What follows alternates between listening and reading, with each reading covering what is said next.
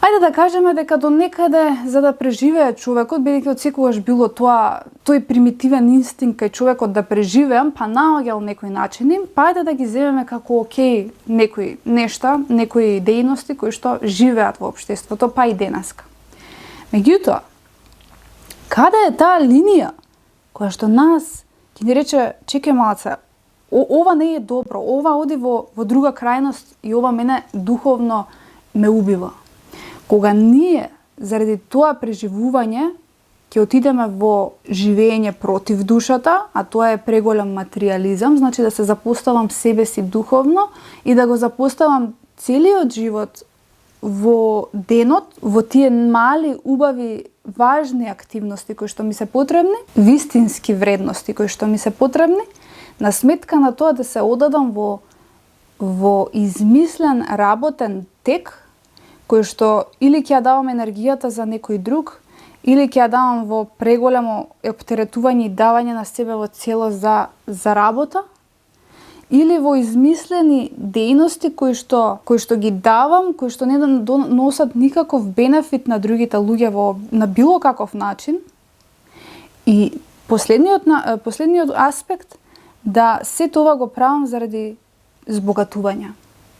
Тука ние си ја продаваме душата и тука ние се оддалечуваме од Бога.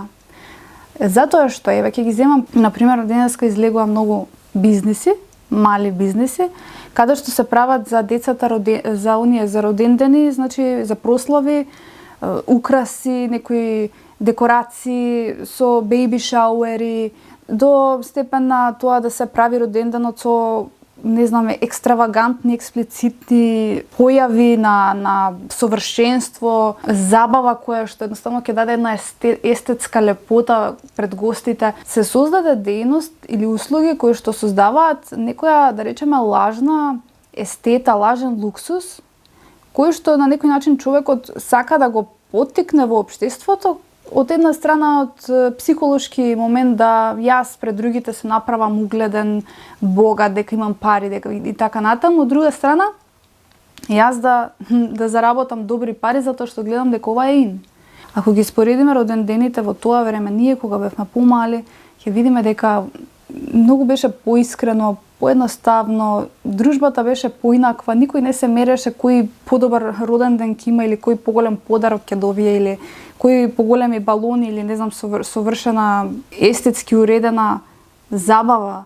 Мислам, сето тоа, да не се лажеме, една современа ѓубре реално, бидејќи сето тоа само прави поголема поделба помеѓу луѓето, а не само тоа, туку се повеќе го наоѓа начин злото да владее во општеството преку ваквите мали дејности, бидејќи на тој начин ние не живееме со Бога, ние не живееме со едноставниот, избалансирани, кроток начин на живење, туку ние живееме во луксус, во престиж, во елита, која што пред луѓето ќе даде некаква слика, некаква можеби некакво совршенство за нашиот углед, а при тоа ние сме поддржале дејност која што е буквално нешто што е дел од злото.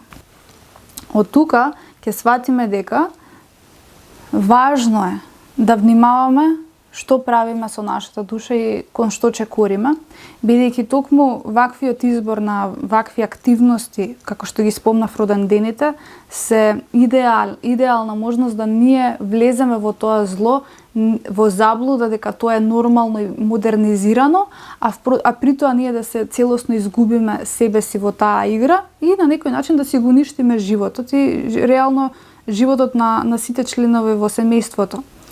А денеска тие слави се плаќаат со илјадници евра само за да направам ја некоја си совршенство во очите на другите, само си ги давам парите и само го поддржувам се повеќе злото да доминира и екзистира во ова чопор племе кој што сме го создале самите.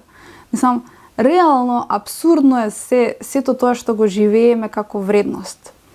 Еве од самите родендени, од свадбите, од било која прослава, тука не би ги спомнала оние што се настани од фирми, некои, поготово пред новогодишните, кога ќе видам прослави во ресторани, каде што сега, готово со цениве, каде што се е тоа нели измислено, пренатрупано и изгниено, да можеш сите пари од џебот да си ги дадеш за едно мевце.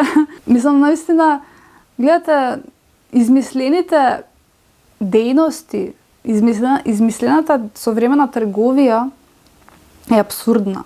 Ама човекот несвесно влегува во неа, игра во неа, си ги дава парите, а при тоа работиш за некој материјалист, не знам, за некој ти дава некоја ситна паричка, те залажува, па ајде сега ние колективно ќе славиме. Што ќе славиме? Мислам, што ќе славиме? Што да славиме? Реално, животот во општеството стана претежок, пренапорен. Си изгуби целата суштина на животот. Не знам вие дали чувствувате, ама реално енергијата се осеќа.